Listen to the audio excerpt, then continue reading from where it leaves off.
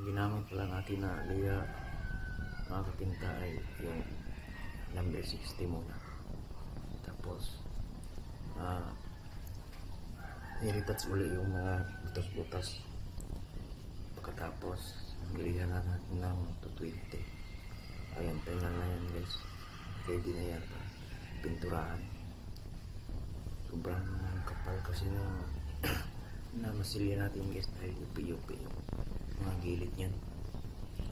Tapos nilagyan pala natin ng ano yan, sabon na bara para malulas sa lihain. Sobrang kunat yan guys. Gamit pala natin dyan guys ay yung time out polyester body filler. Sobrang tigas niyan guys, kaya pag nagliha tayo pagka ganyan lagyan natin ng parang sabon.